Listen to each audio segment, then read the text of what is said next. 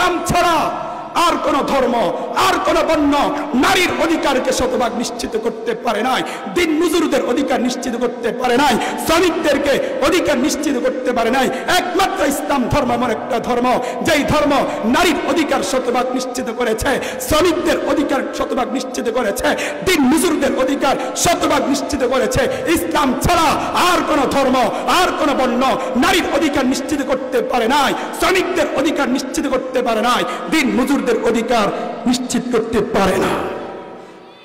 এজন্য আল্লাহর এই জন্য আল্লাহর দিন কায়েম হোক আমরা চাই কি চাই না? কিন্তু যারা মুনাফিক তারা চায় না। মুনাফিকরা কখনো চায় না যে আল্লাহর এই জন্য আল্লাহর দিন কায়েম হোক। এটা মুনাফিকের চরিত্র, এটা তাদের রোগ, এটা তাদের ব্যাধি।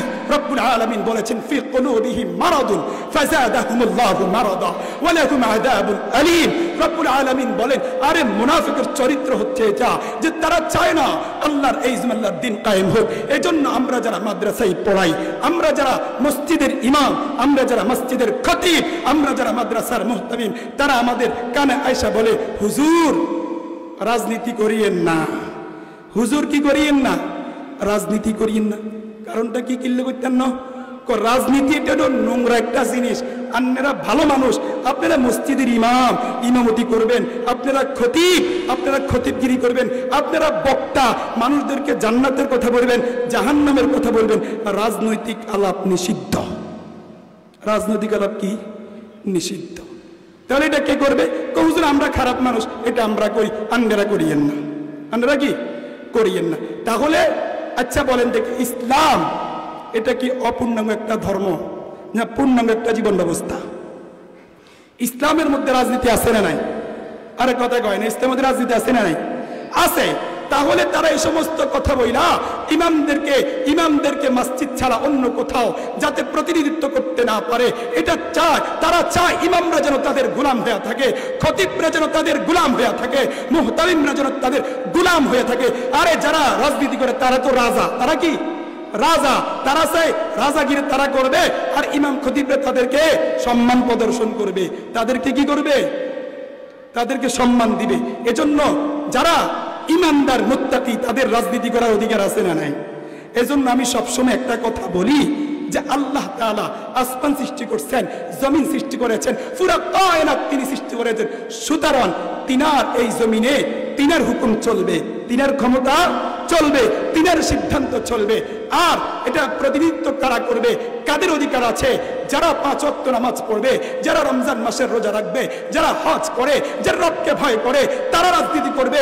আর তোমরা যদি বলো ইমামদের রাজনীতি করার অধিকার নাই, ইমামরা রাজনৈতিক আলোচনা করতে পারবে না, বক্তব্য দিতে পারবে না, আমরা পরিষ্কার ভাষায় বলতে চাই, আমরা যারা নামাজ পড়ি, রোজা রাখি, হজ করি, যাকাত করি, আমাদের যদি ইসলামী রাজনীতি করার যদি অনুমোদন না থাকে, ইসলামী রাজনীতি আমরা যদি করতে না পারি, আল্লাহর এই জমিনে আল্লাহর দ্বীনের কথা যদি আমরা বলতে না পারি, দুনিয়ার বস্তুবাদীর রাজনীতি কারো করার সুযোগ নাই। আল্লাহর এই জমিনে রাজনীতি করার যদি অধিকার থাকে, শুধুই মাত্র যারা মুত্তাকি, খোদাবিরু, আল্লাহবিরু, তাদের রাজনীতি করার অধিকার আছে, আর কারো রাজনীতি করার অধিকার নাই। কথা বুঝতে পারছি? আমি কিন্তু এই কথা বলিনি যে আপনারা রাজনীতি করিয়েন না। যদি আপনারা আমাদেরকে উল্টা যদি আমাদেরকে বলেন রাজনীতি আপনাদের করার অধিকার নাই, তখন আমরা এই কথা বলতে কি হব? বাধ্য হব। তো বলতেছিলাম মুত্তাকি হওয়া লাগবে। ওয়ালা আমালু বিত-তানজিল কোথায় থেকে গেল? কোরআন অনুযায়ী আমল করতে হবে। কোরআন বলছে সুদ খাওয়া যাবে না। আজকে আমাদের সমাজের মধ্যে সুদখোর আছে না নাই? কোরআন বলছে ঘুষ খাওয়া যাবে না, সমাজের মধ্যে ঘুষখোর আছে না নাই? অথচ সুদের কত ভয়ানক পরিস্থিতি। আল্লাহ পাক রব্বুল আলামিন বলছেন, আল্লাযীনা ইয়াকুলুনার রিবা লা ইয়াকুমুনা ইল্লা কামা ইয়াকুমুল্লাযী ইয়াতাখাব্বাতুহুশ শাইতানু মিনাল মাস। আল্লাহ পাক রব্বুল আলামিন বলেছেন, আহাল্লাল্লাহুল বাইআ ওয়া হাররামার রিবা। ব্যবসা বাণিজ্যকে আল্লাহ তাআলা হালাল করেছেন, সুদকে আল্লাহ তাআলা হারাম করেছেন। সুদকে কি করেছেন? হারাম করেছেন। আপনি মাইক ঠিক করতে হবে, নতুবা মাগরিবের আলোচনা করতে পারবে না। মুহতারাম হাজরিন, আল্লাহ রাসূল সাল্লাল্লাহু আলাইহি ওয়াসাল্লাম বলছেন, দিরহামুন রিবা ইয়াকুলুহুর রাজুল ওয়া হুয়া ইয়ালামু আশাদ্দু মিন 36 জানিয়া। আল্লাহর নবী জনাবে রাসূলুল্লাহ সাল্লাল্লাহু আলাইহি ওয়াসাল্লাম বলেছেন, যে ব্যক্তি জেনে শুনে 1 দিরহাম পরিমাণ সুদ খাবে, আল্লাহর রাসূল বলেছেন 36 জন বেগানা নারীর সাথে অপকর্ম করলে, জিনা করলে যেই পরিমাণ গুনাহ, এই পরিমাণ গুনাহ তার আমলনামার মধ্যে লিখা হয়। বলেন নাউজুবিল্লাহ। গুনাহ কম না বেশি? আরো হাদিসের ভিতরে আল্লাহর রাসূল বলছেন আর রিবা 70 জুজআ, যে রিবার 70 প্রকারের গুনাহ আছে। সুদের কয় প্রকারের গুনাহ? 70 প্রকারের গুনাহ আছে। আইসারুহা আইয়ানকিহার রাজুলু উম্মা, আল্লাহর নবী বলেন এই 70 প্রকারের থেকে সবচাইতে নিম্নমানের গুনাহ হলো আপন মায়ের সাথে ব্যভিচার করলে যেই পরিমাণ গুনাহ, এই পরিমাণ গুনাহ তার আমলনামার মধ্যে লিখে। বলেন নাউজুবিল্লাহ। এটা কিভাবে সম্ভব? অশুদ্ধ যারা সুদ খাচ্ছে, মায়ের সাথে ব্যভিচার করার গুনাহ তাদের আমলনামার মধ্যে লেখা হচ্ছে। একটু চিন্তা করে না, লক্ষ লক্ষ টাকা সুদ খাচ্ছে, কি পরিমাণ গুনাহ অর্জন করতেছে, কামাইতেছে, কল্পনা করা যায়? কল্পনাও করা যায় না। এজন্য সুদ যারা দিবে, যারা বক্ষণ করবে, যারা সহযোগিতা করবে, যারা সুদের পক্ষে কথা বলবে, সাক্ষ্য দিবে, আল্লাহর রাসূল বলেন ওয়াকালাহুম সাওয়া, গুনার ক্ষেত্রে সকলেই সমান। তাহলে ওয়াল আমাল বিতানজিল, তাকওয়া হচ্ছে কি অনুযায়ী আমল করতে হবে? কোরআন অনুযায়ী আমল করতে হবে। কোরআন বলছে গীবত করা যাবে না। কি করা যাবে না? গীবত করা যাবে না। ওয়ালা ইয়াগতাব বাদুকুম বাদা, তোমরা একে অপরের গীবত করো না। ওয়ালা তাজাসসু, একে অপরের দোষ তালাশ করো না। ওয়ালা তাজাসসু ওয়ালা ইয়াগতাব বাদুকুম বাদা, তোমরা একে অপরের দোষ তালাশ করো না। আজকে আমরা একে অপরের দোষ তালাশ করি, একে অপরের গীবত করি। আল্লাহ পাক রব্বুল আলামিন বলেন আইয়ুহিব্বু আহাদুকুম আন ইয়াকুলা লাহমা আখিহি মাইতান ফাকারিহতু, তোমরা কি এটা পছন্দ করবে যে তোমার মৃত ভাইয়ের গোশত ভক্ষণ করবে? এটা কি তুমি পছন্দ করবে? আর গীবত এর চাইতে বেশি ভয়ানক। আল গীবাতু আশাদ্দু মিনাজ জিনা, আল্লাহর রাসূল বলেন গীবত তো জিনার চাইতে ভয়ঙ্কর, ব্যভিচার চাইতে মারাত্মক গুনাহ। এজন্য গীবত করা যাবে না। ওয়াল আমালু বিতানজিল, রব যেভাবে বলেছেন সেভাবে কি করতে হবে? জীবন পরিচালনা করতে হবে। ওয়াল কানাতু বিল কালিল, অল্পে তুষ্ট থাকার নাম হচ্ছে তাকওয়া। আজকে আমরা অল্প তুষ্ট নাই। রব আমাকে যা দিয়েছেন তা নিয়ে সন্তুষ্ট থাকতে হবে, হালাল পন্থায়, বৈধ পন্থায়। রব যদি আমাকে 1 টাকার মালিক বানান, আমি 1 টাকা নিয়ে সন্তুষ্ট থাকবো। 10 টাকার মালিক বানাইলে 10 টাকা নিয়ে আমি সন্তুষ্ট থাকবো। এটার নাম হচ্ছে তাকওয়া।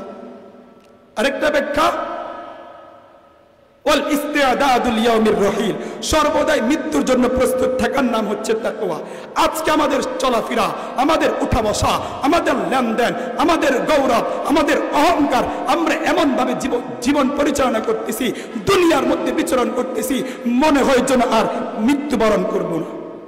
এটা মনে হয় কি হয় না? আমরা মৃত্যুর কথা ভুলে গেছি। অথচ হযরত আলী রাদিয়াল্লাহু তাআলা আনহু বলেন ওয়াল ইস্তিআদাদুল ইয়াউমির রহিল, সর্বদাই মৃত্যুর জন্য প্রস্তুত থাকার নাম হচ্ছে তাকওয়া। এজন্য সর্বদাই মৃত্যুর জন্য প্রস্তুত থাকা লাগবে। আমিরুল মুমিনিন হযরত ওমর ফারুক রাদিয়াল্লাহু তাআলা আনহু একদিন হযরত উবাই ইবনে কাব রাদিয়াল্লাহু তাআলা আনহুকে জিজ্ঞেস করলেন, ভাই উবাই ইবনে কাব, তুমি কি আমাকে একটু বলবে তাকওয়া কাকে বলে, তাকওয়ার ব্যাখ্যা বিশ্লেষণ কি? হযরত উবাই ইবনে কাব বললেন, আমিরুল মুমিনিন, আপনি কি কখনো এমন পথ দিয়ে হেঁটেছেন যে পথটা অত্যন্ত সংকীর্ণ, তার আশেপাশে ছিল অসংখ্য অগণিত কাঁটা, এমন পথ দিয়ে আপনি কখনো অতিক্রম করেছিলেন? আমিরুল মুমিনিন বলেন, হ্যাঁ, আমি এমন পথ অতিক্রম করেছি যে পথটা অত্যন্ত সংকীর্ণ, তার আশেপাশে অসংখ্য অগণিত কাঁটা ছিল। হযরত উবাই ইবনে কাব বললেন, আমিরুল মুমিনিন, আপনি যখন ওই পথ অতিক্রম করলেন আপনি কিভাবে করলেন? তিনি বলেন, আমি অত্যন্ত সন্তর্পণে, অত্যন্ত সতর্কতার সাথে আমি ওই পথ পাড়ি দিয়েছি। হযরত উবাই ইবনে কাব বললেন, আমিরুল মুমিনিন, তাকওয়ার জন্য এর চাইতে চমৎকার, এর চাইতে সুন্দর, এর চাইতে উত্তম উদাহরণ আর কি হতে পারে? এটাই তো তাকওয়ার জন্য সবচেয়ে বড় উদাহরণ। কেননা আপনি যে সমাজের মধ্যে জীবন যাপন করবেন, যে সমাজের মধ্যে আপনি বসবাস করবেন, ওই সমাজের মধ্যে দুর্নীতি থাকতে পারে, ওই সমাজের মধ্যে লুণ্ঠন থাকতে পারে, ওই সমাজের মধ্যে এরকম ভাবে হিজবুত তাওহীদ থাকতে পারে, ওই সমাজের মধ্যে কাদিয়ানি থাকতে পারে, ওই সমাজের মধ্যে শিয়া থাকতে পারে, ওই সমাজের মধ্যে সাহাবী বিদ্বেষী থাকতে পারে, ওই সমাজের মধ্যে সাহাবাকে গালি দেনা ওয়ালা লোক থাকতে পারে। কিন্তু আপনি তো মুমিন, আপনি ওই সমাজের মধ্যে এমন ভাবে চলাফেরা করবেন যাতে করে হিজবুত তাওহীদ আপনাকে কি করতে না পারে, গ্রাস করতে না পারে। এভাবে অত্যন্ত সুন্দরপনে, অত্যন্ত সতর্কতার সাথে আপনাকে দুনিয়ার জীবন আপনাকে অতিবাহিত করতে হবে। তাহলে এই দুনিয়া এটা ফুল বিছানো নয়, এটা ফুল বিছানো নয়। আপনাকে সতর্কতার সাথে আপনাকে জীবন পরিচালনা করতে হবে, নতুবা বিপদ। আপনি যেদিকেই তাকাবেন বিপদ, যেদিকেই তাকাবেন গুনাহ, যেদিকেই তাকাবেন নাফরমানি। সুতরাং আপনাকে মুত্তাকি হওয়া লাগবে। কি হওয়া লাগবে? মুত্তাকি হওয়া লাগবে। আর যদি মুত্তাকি হয়ে যেতে পারেন, ওয়ামাইয়াত্তাকিল্লাহ ইয়াজআল লাহু মাখরাজা, রব্বুল আলামিন বলেন যে ব্যক্তি তাকওয়ার পথ অবলম্বন করবে, আমি আল্লাহ পাক রব্বুল আলামিন তার যত সংকীর্ণতা আছে সকল সংকীর্ণতা থেকে আমি আল্লাহ তাকে পরিত্রাণ দেয়া দেব। ওয়ায়ারযুকুহু মিন হাইসু লা ইয়াহতাসিব, এবং কোত্থেকে তার জন্য রিজিক ব্যবস্থা করব সে কল্পনাও করতে পারবে না। ধারণাতীত রিজিক আমি আল্লাহ তার জন্য ব্যবস্থা করে দিব। এজন্য অন্তরকে পরিষ্কার করা লাগবে। আমি একটা হাদিস পড়ছি, আল্লাহ নবী বলেছেন, ইন্নাল্লাহা লা ইয়ানজুরু ইলা সুওয়ারিকুম ওয়া আমওয়ালিকুম ওয়ালাকিন ইয়ানজুরু ইলা কুলুবিকুম ওয়া আমালিকুম। রব্বুল আলামিন বলেন, নিশ্চয় আল্লাহ পাক রব্বুল আলামিন তিনি মানুষের চেহারা দেখেন না। তিনি ইন্নাল্লাহা লা ইয়ানজুরু ইলা সুওয়ারিকুম ওয়া আমওয়ালিকুম, মানুষের অর্থ সম্পদ দেখেন না। তিনি দেখেন যে মানুষের অন্তরের অবস্থা, তিনি দেখেন মানুষের আমলের অবস্থা, কার আমল কত সুন্দর। লিয়াবলুয়াকুম আইয়ুকুম আহসানু আমালা। রব্বুল আলামিন বলেন, আমি তো তোমাদেরকে দুনিয়াতে পাঠাইছি পরীক্ষা করার জন্য, কার আমল কত সুন্দর, কার আমল কত উত্তম, কে কার থেকে বেশি আমল করেছ। এটি আমি আল্লাহ পাক রব্বুল আলামিন পরীক্ষা করার জন্য তোমাদেরকে দুনিয়াতে পাঠাইছি। এজন্য মুহতারাম হাজরিন, রবের যে গোলামি এটা করতে হবে রবকে ভয় নিয়া। এজন্য রব্বুল আলামিন যখন সিয়ামের কথা আলোচনা করেছেন, রব্বুল আলামিন বলেছেন, ইয়া আইয়ুহাল্লাযীনা আমানু কুতিবা আলাইকুমুস সিয়াম কামা কুতিবা আলাল্লাযীনা মিন ক্বাবলিকুম লাআল্লাকুম তাত্তাকুন। রব্বুল আলামিন বলেছেন, তাকওয়াবিহীন রোজা আমি কবুল করব না, তাকওয়াবিহীন নামাজ আমি কবুল করব না। রব্বুল আলামিন বলেছেন, লা ইয়ানালাল্লাহু লুহুমুহা ওয়ালা দিমাউহা ওয়ালাকিন ইয়ানালুহুত তাকওয়া মিনকুম। কুরবানি যদি করো আমার ভয় নিয়ে করো, আমি চাই যে তুমি কুরবানি যদি ভয় নিয়ে করো, আমার ভয় নিয়ে করো, তাহলে আমি কুরবানি কবুল করব, নতুবা কুরবানি করব না। তো রব্বুল আলামিন যেন বলতেছে, ও বান্দা নামাজ পড়বা মানুষকে দেখানোর জন্য পড়া যাবে না। কেন? মুনাফিকরা নামাজ পড়ে মানুষকে দেখানোর জন্য। মুনাফিকরা মানুষকে দেখানোর জন্য ইবাদত করে। মুনাফিকরা আল্লাহু আকবার, যারা ইহুদি যারা খ্রিস্টান তাদেরকে খুশি করার জন্য ঈমানদারদের সাথে মিলিত হয়। রব্বুল আলামিন বলেন, আল্লাহু আকবার, ওয়া ইযা লাকুল্লাযীনা আমানু ক্বালু আমান্না ওয়া ইযা খালাউ ইলা শায়াতিনিহিম ক্বালু ইন্না মাআকুম ইন্নামা নাহনু মুস্তাহজিউন। সুতরাং ঈমানদার আমল করবে কার জন্য? রবের জন্য আমল করবে। শুধুই কাকে খুশি করতে হবে? রবকে খুশি করতে হবে। আমাদের যত আয়োজন, আমাদের যত আমল, এগুলা কাকে খুশি করার জন্য হতে হবে? রবের সন্তুষ্টি। যদি কেউ রবকে পাওয়া যায়, রবের সন্তুষ্টি যদি কেউ অর্জন করে ফেলে, তাহলে তার জন্য কোনো কিছুই লাগবে না, তার কিছুই লাগবে না। এজন্য সন্তুষ্ট কারে করতে হবে? রবকে ভয় করতে গিয়ে যদি পুরো পৃথিবী আপনার বিরুদ্ধে যায়, তখন আপনি কাকে ভয় করবেন? কাকে? রবকে ভয় করবেন তো ইনশাআল্লাহ আল্লাহ পাক রব্বুল আলামিন আমাদেরকে খাঁটি মুত্তাকি হওয়ার তৌফিক দান করেন। সকলে বলি আমিন। যে কথাগুলো বলছি আল্লাহ পাক রব্বুল আলামিন আমলের নিয়তে আমাদেরকে আমল করার তৌফিক দান করেন। ওয়া আখির দাওয়ানা আনিল হামদুলিল্লাহি রাব্বিল আলামিন। الحمد لمن قدر خيرا وقبلا، الحمد لمن قدر خيرا وقبلا، والشكر لمن صور حسنا وجمالا، والشكر لمن صور حسنا وجمالا. فرد صمد عن صفة الخلق بريء، فرد صمد عن صفة الخلق بريء، رب أزلي كما خلق الخلق كمالا، لا ضد ولا ند ولا حد لمولاه، لا ضد ولا ند ولا حد لمولاه، الآن كما كان ولم يلق زوالا، الآن كما كان ولم يلق زوالا. تو خداوند یمینی تو خداوند شمالی، تو خداوند یمینی تو خداوند شمالی، تو خداوند ارادی تو خداوند سماوی، تو خدا مالک فردوس خدا خالق تو نار، तू खुदा मालिक फिरदौस खुदा खालिक तू नार, तू नफरमानों की रहमान गुनाहगारों की गफ्फार, तू नफरमानों की रहमान गुनाहगारों की गफ्फार। अल्हम्दुलिल्लाह, अल्लाह पाक रब्बुल आलमीনের দরবারে অসংখ্য গণিত শুকরিয়া আদায় করছি যে আল্লাহ পাক রব্বুল আলামিন আমাদেরকে মাদ্রাসায়ে দারুস সুফা মাদ্রাসার এই বার্ষিক ওয়াজ মাহফিলে আসার জন্য এবং বসার জন্য তৌফিক দান করেছেন। এই জন্য আমরা প্রত্যেকেই অন্তরস্থল থেকে কালিমাতুশ শুকর আদায় করি আলহামদুলিল্লাহ। আজকে আমি আপনাদের সামনে কুরআনুল কারীমের একখানা আয়াতে কারিমা তিলাওয়াত করেছি। বিশ্বনবী জনাবে রাসূলুল্লাহ সাল্লাল্লাহু আলাইহি ওয়াসাল্লামের অসংখ্য গণিত হাদিসে মুবারাকা থেকে একখানা হাদিসের টুকরা আপনাদের সামনে পেশ করেছি। রব্বে কারীম যদি তৌফিক দান করেন তাহলে এই আয়াত এবং হাদিসকে সামনে রেখে আপনাদের সামনে কিছু আলোচনা করব। ওয়া মা তৌফিক ইল্লা বিল্লাহ।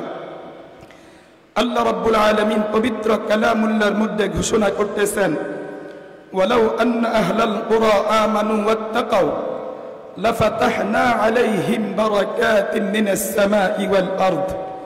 রব্বে কারীম বলেন, যদি জনপদের লোকেরা আমার উপর ঈমান আনয়ন করে এবং তাকওয়ার পথ অবলম্বন করে, আমি আল্লাহ পাক রব্বুল আলামিন তাদের জন্য আসমান এবং জমিনের সমস্ত বরকতের দরজা উন্মুক্ত করে দেব।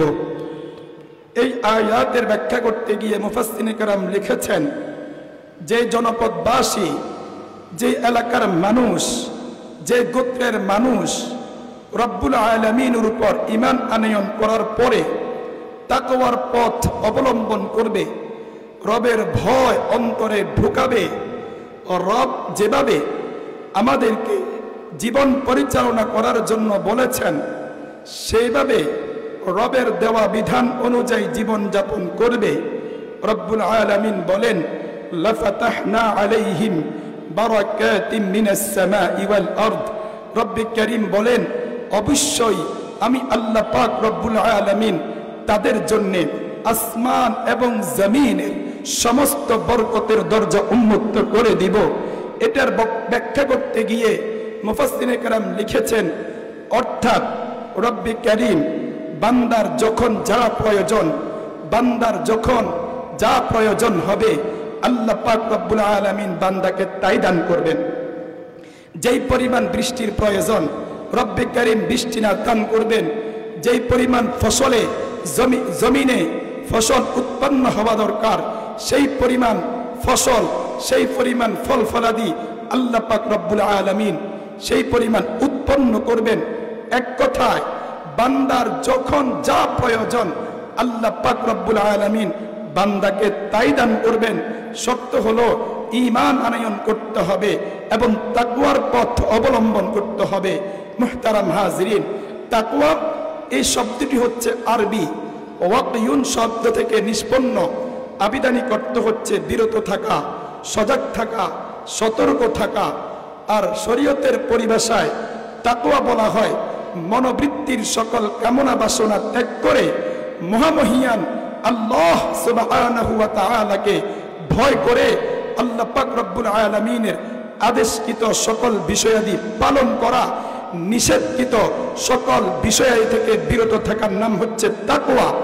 তাকওয়া নামক কোয়ালিটি এটি অত্যন্ত গুরুত্বপূর্ণ একটি গুণ এবং গুরুত্বপূর্ণ একটি বৈশিষ্ট্য। কেন?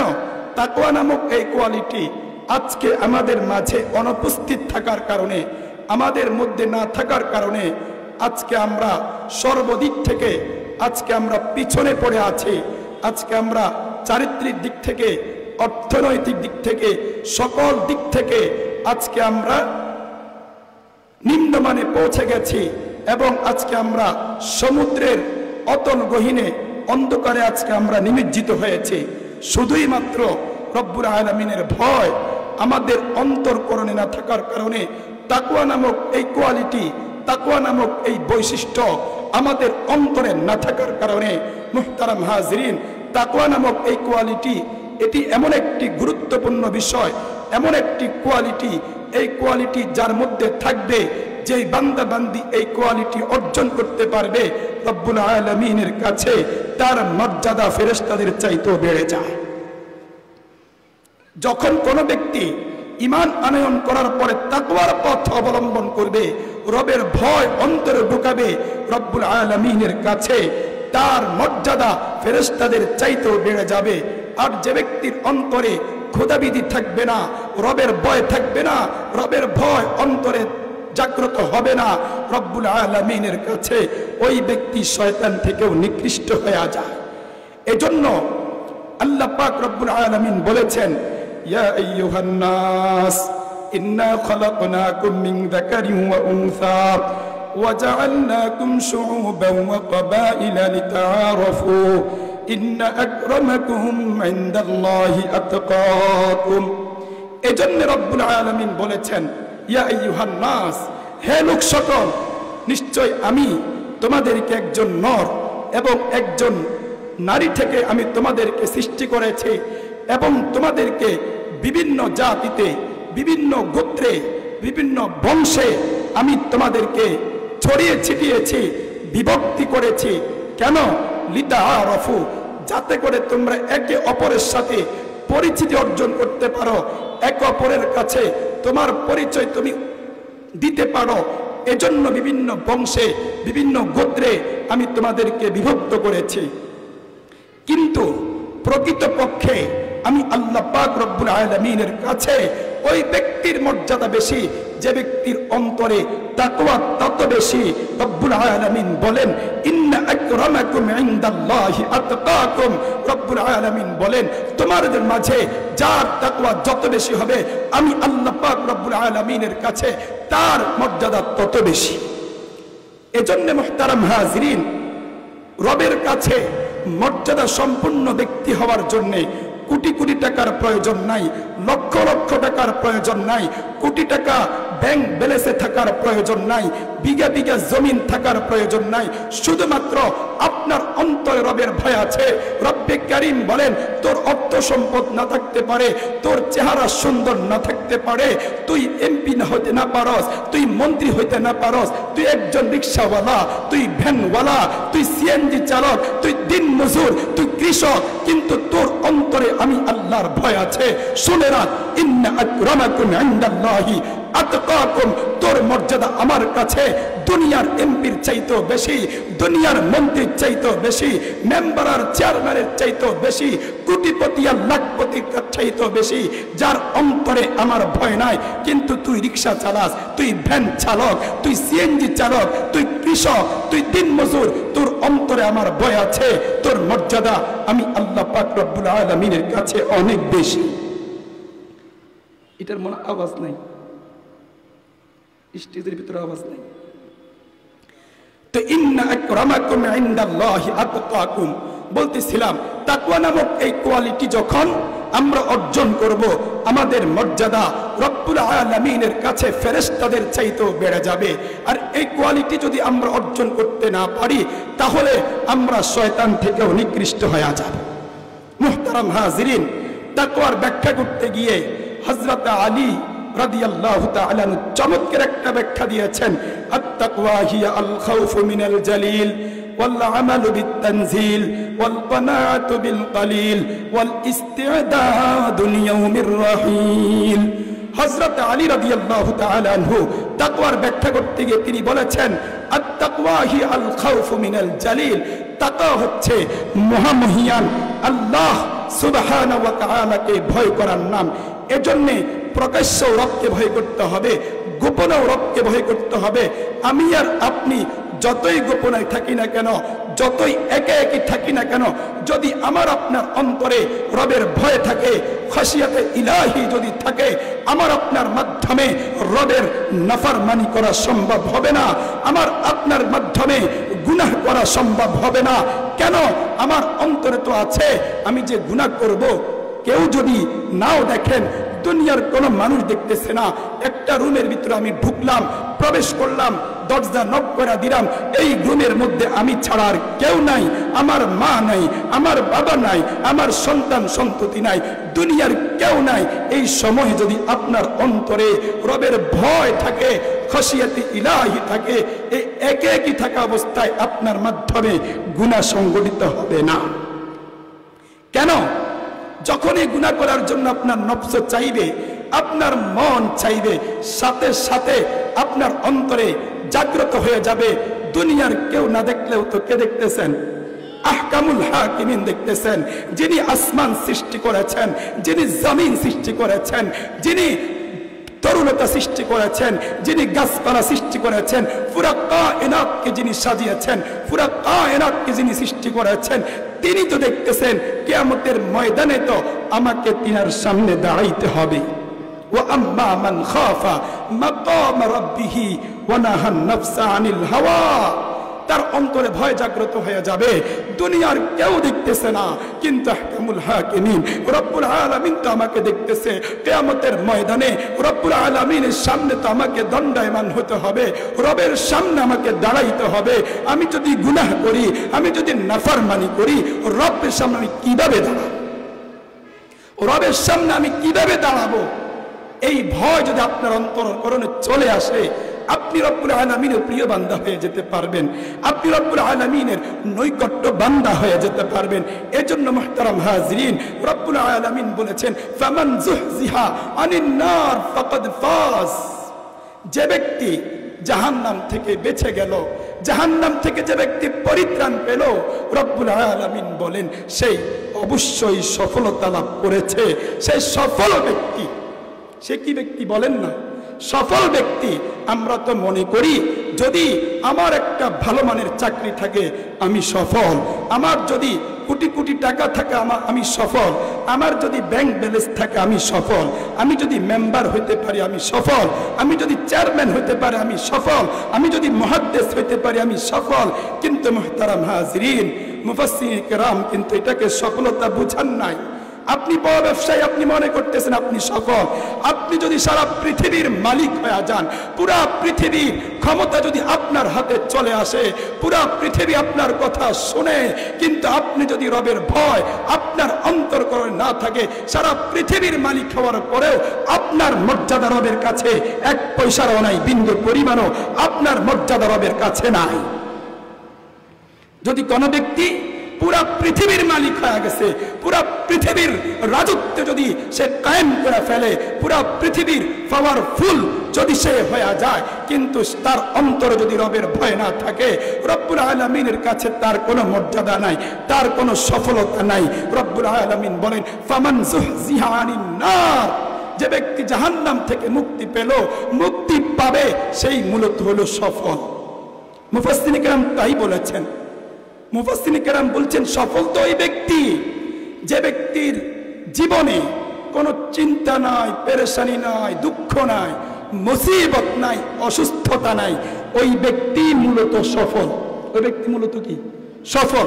আচ্ছা বলেন দেখি, বাবা আদম আলাইহিস সালাতু ওয়াস সালাম থেকে নিয়ে যত আম্বিয়া আলাইহিস সালাতু ওয়াস সালাম অতিবাহিত হয়েছেন, যত আউলিয়া, পীর, বুজুর্গ, মাশায়েখ, আব্দাল গাউস, কুতুব অতিবাহিত হয়েছে, হচ্ছে, কিয়ামত পর্যন্ত আনে ওয়ালা যত উম্মত আসবে, এমন কোন ব্যক্তি কি অতিবাহিত হয়েছে বা হচ্ছে বা হবে তার কোনো পেরেশানি ছিল না, তার কোনো দুঃখ ছিল না, তার কোনো মুসিবত ছিল না?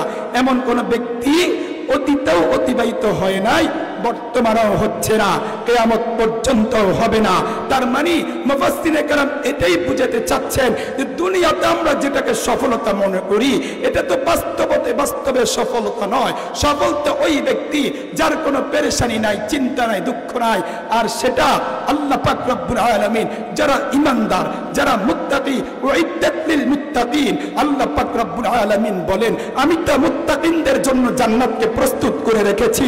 আর মুত্তাকিরা মুত্তাকিরা যখন জান্নাতে চলে যাবে, আল্লাহু আকবার, জান্নাত তো এমন একটা নিবিড়, এমন একটা জায়গা, এখানে প্রবেশ করার পরে কোনো দুঃখ থাকবে না, কোনো মুসিবত থাকবে না, কোনো পেরেশান থাকবে না, অসুস্থতা হবে না। আল্লাহু আকবার, রবের কাছে যা চাইবে, রবের কাছে যা চাইবে, রবের কাছে যা চাইবে রব্বুল আলামিন তাই দান করে দিবে। কাদ আফলাহাল মুমিনুন, রব্বুল আলামিন বলেন অবশ্যই যারা মুমিন তারা সফলতা অর্জন করেছে। কাদ আফলাহা মান তাযাক্কা, কাদ আফলাহা মান তাযাক্কা, রব্বুল আলামিন বলেন ওই ব্যক্তি সফলতা অর্জন করেছে যে নিজেকে আত্মশুদ্ধ করেছে, নিজের আত্মাকে পরিষ্কার করেছে, আত্মাকে পরিচ্ছন্ন করেছে। আজকে তো আমাদের আত্মা গুনাহে ভরা, আমাদের অন্তরটা কালো হয়ে গেছে, কুষ্ঠিত হয়ে গেছে। কেন বা হবে না? গুনাহ করতে করতে, রবের নাফরমানি করতে করতে করতে আর ইবাদত ভালো লাগে না, রবের গোলামি করতে ভালো লাগে না, জিকির আজকার করতে ভালো লাগে না, কুরআনুল কারীমের তিলাওয়াত করতে ভালো লাগে না। আল্লাহর নবী, বিশ্ব নবী জনাবে রাসূলুল্লাহ সাল্লাল্লাহু আলাইহি ওয়াসাল্লাম বলেছেন, যখন কোন ব্যক্তি গুনাহ করবে তার অন্তরের মধ্যে একটি কালো দাগ পড়ে যায়, আবার যখন গুনাহ করে আরেকটি কালো দাগ পড়ে যায়, আবার যখন গুনাহ করে আরেকটি কালো দাগ পড়ে যায়। গুনাহ করতে করতে করতে করতে তার অন্তরটা কালো এবং কুষ্ঠিত হয়ে যায়। এজন্য মুহতারাম হাজিরিন, এই কালো অন্তরকে, এই পরিচ্ছন্ন অন্তরকে, এই অপরিষ্কার অন্তরকে যদি পরিষ্কার করতে হয়, পবিত্র করতে হয়, তাহলে আপনাকে রবের ভয় এখানে ঢুকাইতে হবে, রব্বুল আলামিনের জিকির বেশি বেশি করতে হবে, মৃত্যুর কথা আপনাকে বেশি বেশি স্মরণ করতে হবে, কাসরাতু তিলাওয়াতিল কোরআন, কোরআনুল কারীমের তিলাওয়াত আপনাকে বেশি বেশি করে করতে হবে। যে যত বেশি কোরআনুল কারীমের তিলাওয়াত করবে, যে যত বেশি জিকির করবে, যে যত বেশি আল্লাহু আকবার কোরআনুল কারীমের তিলাওয়াত করবে, তার অন্তরটা তত বেশি পরিচ্ছন্ন হবে, তার অন্তরটা তত বেশি পরিষ্কার থাকবে। এজন্য আল্লাহর নবী, বিশ্ব নবী জনাবে রাসূলুল্লাহ সাল্লাল্লাহু আলাইহি ওয়াসাল্লাম বলেছেন, লিকুল্লি শাইইন সিকালা ওয়া সিকালাতুল কুলুবি যিকরুল্লাহ। আল্লাহর নবী বলেছেন প্রত্যেকটা জিনিসকে পরিষ্কার করার জন্য একটা মাধ্যম লাগে, তদ্রূপ ভাবে এই অন্তরকে পরিষ্কার করার জন্য জিকিরের বিকল্প নাই, কোরআনুল কারীমের বিকল্প নাই, মৃত্যুর মুরাকাবা, মৃত্যুর চিন্তার বিকল্প নাই।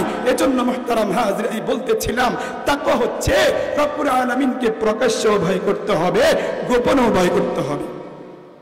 হযরত আলী রাদিয়াল্লাহু তাআলা আনহু বলেছেন, التقوى هي الخوف من الجليل والعمل بالتنزيل والقناعة بالقليل والاستعداد ليوم الرحيل। হযরত আলী রাদিয়াল্লাহু তাআলা আনহু বলেন, তাকওয়া হচ্ছে التقوى هي الخوف من الجليل, মহামহিয়ান আল্লাহ সুবহানাহু ওয়া তাআলাকে ভয় করার নাম হচ্ছে তাকওয়া। ওয়াল আমালু বিত-তানজিল, কোরআন অনুযায়ী আমল করার নাম হচ্ছে তাকওয়া। আজকে কি আমরা কোরআন অনুযায়ী আমল করি? কোরআন বলছে মিথ্যা কথা বলা যাবে না, আজকে আমরা মিথ্যা কথা বলি। কোরআন বলছে গীবত করা যাবে না, আজকে আমরা গীবত করি। কোরআন বলছে শিকায়াত করা যাবে না, ছগলখড়ি করা যাবে না, আজকে আমরা ছগলখড়ি করি। কোরআন বলছে এরকম ভাবে মুহতারাম হাজিরিন শিরিক করা যাবে না, বেদাত করা যাবে না, দুর্নীতি করা যাবে না, লুণ্ঠন করা যাবে না, অপহরণ করা যাবে না, মিথ্যার আশ্রয় নেওয়া যাবে না। কিন্তু আমাদের সমাজের মধ্যে মিথ্যুকের সংখ্যা কম না বেশি? আমাদের সমাজের মধ্যে দুর্নীতিবাজ আছে, আমাদের সমাজের মধ্যে লুণ্ঠনকারী আছে, আমাদের সমাজের মধ্যে অপহরণ চলছে, আমাদের সমাজের মধ্যে ঘুষ চলছে, আমাদের সমাজের মধ্যে সুদ ভিত্তিক অর্থনৈতিক ব্যবস্থা চলছে, আমাদের সমাজের মধ্যে পরকীয়া চলছে, জিনা চলছে। অথচ রব্বুল আলামিন বলেছেন, ওয়ালা তাকরাবুজ জিনা, তোমরা জিনার নিকটবর্তীও যেও না। তাহলে হযরত আলী রাদিয়াল্লাহু তাআলা বলেছেন, আত-তাকওয়া হিয়া আল খাউফু মিনাল জালিল ওয়াল আমাল বিত-তানজিল। রব্বুল আলামিন বলেন, আমি যেই কোরআন নাযিল করেছি এই কোরআন অনুযায়ী আমল করার নাম হচ্ছে তাকওয়া। কিন্তু আজকে আমরা কোরআনের প্রেসক্রিপশন অনুযায়ী, আজকে আমরা আমাদের ব্যক্তিগত জীবন, আমাদের পারিবারিক জীবন, আমাদের সামাজিক জীবন, আমাদের আন্তর্জাতিক জীবনে আজকে আমরা কোরআনকে প্রতিষ্ঠিত করতে পারতেছি না।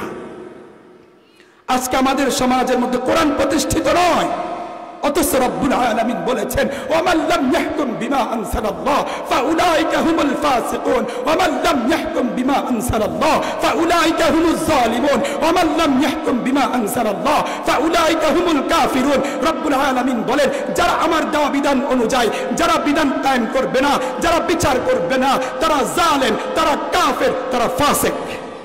কত বড় শক্ত কথা। আমরা যদিও সরাসরি ব্যাখ্যা এটা বলি না যে যারা রবের বিধান অনুযায়ী বিচার কার্য সম্পাদন করবে না তারা ফাসিক, তারা জালেম, তারা কাফের, এটাই বললাম রব্বুল আলামিন বলছেন ওয়ামান লাম ইয়াহকুম বিমা আনসালাল্লাহ ফাউলাইকা হুমুল ফাসিকুন ওয়ামান লাম ইয়াহকুম বিমা আনসালাল্লাহ ফাউলাইকা হুমুজ জালিমুন ওয়ামান লাম ইয়াহকুম বিমা আনসালাল্লাহ ফাউলাইকা হুমুল কাফিরুন। রব বলছেন আমার বিধান অনুযায়ী যদি বিচার কার্য সম্পাদন না করো তাহলে তোমরা ফাসিক, তোমরা জালেম, তোমরা কাফের। কে বলছেন? রব্বুল আলামিন। আমাদেরকে মাঝে মাঝে বলে হুজুর আপনারা সরাসরি কোরআন থেকে কথা বলেন, সরাসরি হাদিস থেকে কথা বলেন, এত ঘুরপাক পেঁচাইয়া আপনারা কথা বলেন না। তাহলে আমরা যদি সরাসরি বলি তাহলে কাফের বলা ছাড়া তো কোনো গতি নাই। এজন্য আমরা সরাসরি বলি না, আমরা একটু ঘুরাইয়া বলি যাতে করে উম্মতে মুসলিমা কাফের না হয়, জালেম না হয়। মান তারাকা সালাতা মুতাআম্মিদান ফাকাদ কাফার। যে ব্যক্তি ইচ্ছাকৃতভাবে নামাজ ছেড়ে দিবে রাসূল বলেন সে কাফের। কে বলছেন? তাহলে তারা আমাদেরকে কি বলে যে হুজুর সরাসরি কোরআন থেকে কোন, সরাসরি হাদিস থেকে বলেন। তাহলে তো আমরা ভিন্নটা বলতে হয়। এজন্য উম্মতের উলামায়ে কেরাম চায় না যে আমরা কাফের হয়ে যাই, এজন্য তারা সরাসরিও বলে, মাঝে মাঝে ঘুরাইয়া বলে যাতে করে সবাই পরিত্রাণ পায়। সবাই কি পায়? পরিত্রাণ পায়। তাহলে এদের ব্যাখ্যা আপনি কি করবেন? মুহাদ্দিসিনের ব্যাখ্যা যদি আপনি না মানেন, মুফাসসিরিনের কেরাম ব্যাখ্যা যদি আপনি না মানেন, ওয়ামান লাম ইয়াহকুম বিমা আনসালাল্লাহ ফাউলাইকা হুমুল ফাসিকুন। রব বলেন ফাসিক, রব বলেন জালেম, রব বলে কাফের। তাহলে আল্লাহর এই জমিনে আল্লাহর দিন কায়েম করা লাগবে কি লাগবে না? লাগবে কি লাগবে না? আল্লাহর এই জমিনে আল্লাহর দিন বাস্তবায়িত না থাকার কারণে, বাস্তবায়িত হওয়া না হওয়ার কারণে আজকে সারা পৃথিবীর মধ্যে অশান্তি বিরাজ করছে। কেন বলেন? শুধু রবের হুকুমকে বাস্তবায়ন না করার কারণে। যতদিন পর্যন্ত আল্লাহর এই জমিনে খেলাফত ছিল ততদিন পর্যন্ত ধর্ম বর্ণ নির্বিশেষে সারা পৃথিবীর মানুষ শান্তিতে বসবাস করার সুযোগ পেয়েছে। নারীরা তার অধিকার তারা সঠিকভাবে পেয়েছিল। দিন মজুর কৃষক যারা তারা তাদের অধিকার পেয়েছিল। যখন থেকে খেলাফত বিতাড়িত হয়েছে, কোরআনের রাজ যখন থেকে বিতাড়িত হয়েছে, তখন থেকে সারা পৃথিবীর মানুষ ধর্ম বর্ণ নির্বিশেষে সকলেই অশান্তির মধ্যে আছে। মুসলিমরা শান্তিতে মধ্যে নাই, ইহুদিরা শান্তিতে নাই, খ্রিস্টানরা শান্তিতে নাই, বৌদ্ধরা শান্তিতে নাই, অমুসলিমরা শান্তিতে নাই। কিন্তু যতদিন পর্যন্ত আল্লাহর এই জমিনে খেলাফত ছিল, খলিফা ছিল, ততদিন পর্যন্ত ধর্ম বর্ণ নির্বিশেষে সকলেই শান্তিতে বসবাস করার সুযোগ পেয়েছে। আর আমরা তো বলি আসো আল্লাহর এই জমিনে আল্লাহর দিন কায়েম করো, আল্লাহর হুকুম বাস্তবায়ন করো, সকলেই শান্তিতে থাকতে পারবে।